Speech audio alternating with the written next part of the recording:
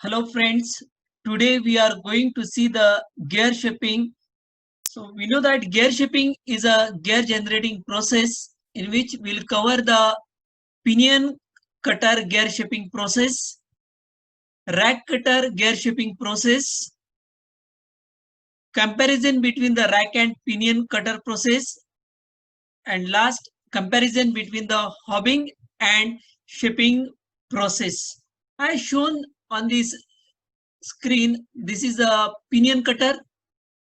This is a rack cutter, which is having a straight teeth, and this is a hobbing. Just for the comparison, I have shown. So basically, what is the gear shaping? Gear shaping is a gear generating process. It is adopted because of a high speed and versatility. Gear shaping process is of two types. One is the pinion cutter generating process, and other one is the rack cutter generating process. So here also, this is the pinion, this is a gear blank. Here also, this is a rack cutter, and this is a gear blank which we have shown. So first part is the pinion cutter gear shaping process. So in this process, the cutter used is a pinion having a form similar to the gear to be produced. If you see in this diagram, this is a pinion cutter.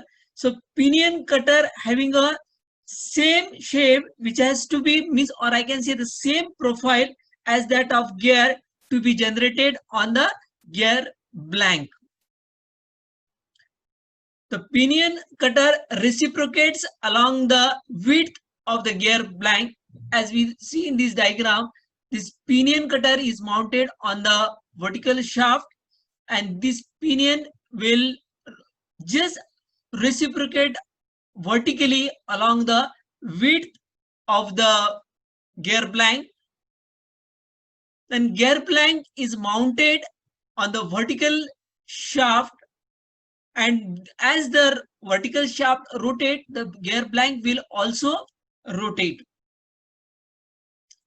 So cutting takes place when the cutter is fed readily into the gear blank. It means that in this case, the workpiece means gear blank will remain at its position, and we are feeding the cutter against the gear blank, and the cutting will takes place. So if you see in this diagram, the cutter is also reciprocating, means the pinion is reciprocating. Along with that, this cutter and the gear blank, they are also having a rotatory motion, and this will rotate, or gear blank will rotate equal to the pitch to be generated, right?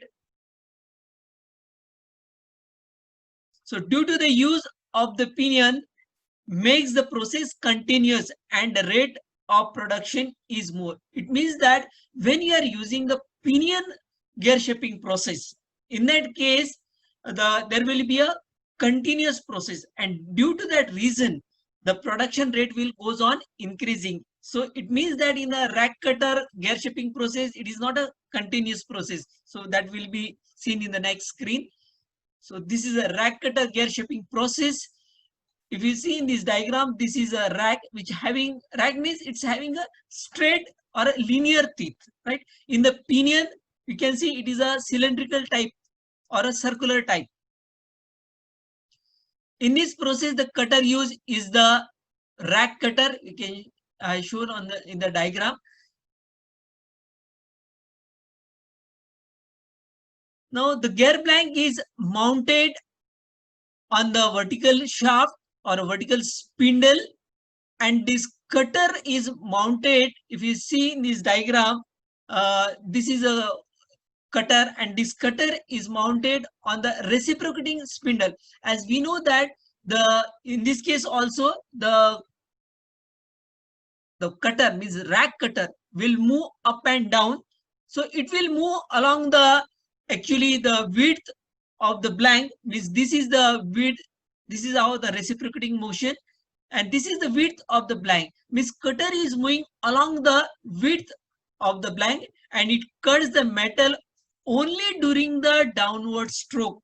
Okay, so when the cutter comes in a downward direction, means the rack, at that time only the cutting will takes place. Okay, means in the downward stroke the cutting will takes place, and it means that the return stroke will be the idle. So what happens in this case, as it is ultimately it is not a continuous process, then means in this process, the once the teeth will get cut, again the tool means cut rack cutter has to be get retract, means we are stopping it and retract again, and the blank will rotate. So we'll try to rotate the blank, and again the process will continue. So that's why I'm saying that the process is not a continuous process, right? So here again the cutter will try to, we are rotating. Okay, so as the cutter cuts the blank, then again I have to rotate the blank along with its vertical axis. The cutter is also given the transverse movement in one direction. You can see in this diagram. So only in one direction we are giving the movement, right?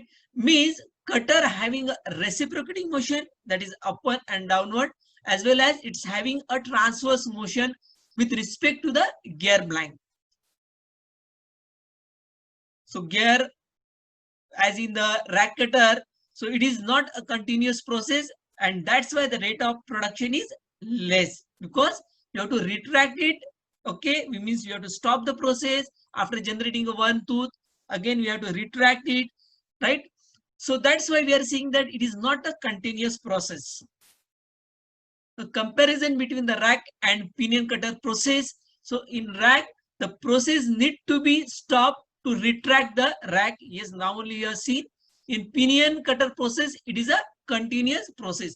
As we are using the pinion, that's why it is a continuous process. Second, it takes more time as compared to the pinion cutter, as it is not a continuous process. That's why the time taken will be more as compared to the pinion cutter process, and it is a faster process as it is a continuous process. That is the reason behind that. Then rack cutter, in the rack cutter process, we can't cut the internal gears. Means if you want an internal gear, it is not possible. But in the basically in the pinion cutter process, it is possible to cut the internal gears. Now, comparison between the hobbing and shaping process. So first is the gear hobbing.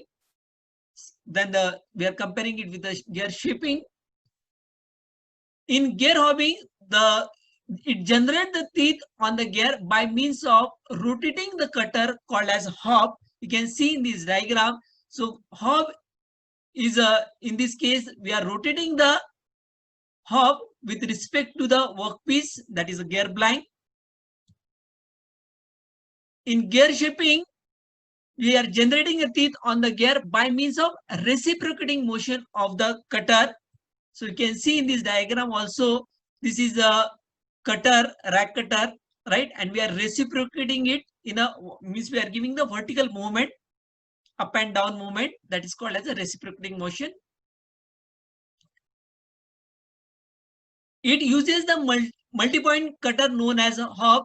You can see on the periphery, there are number of teeth, and that's why it is called as a multi-point cutter known as a hob.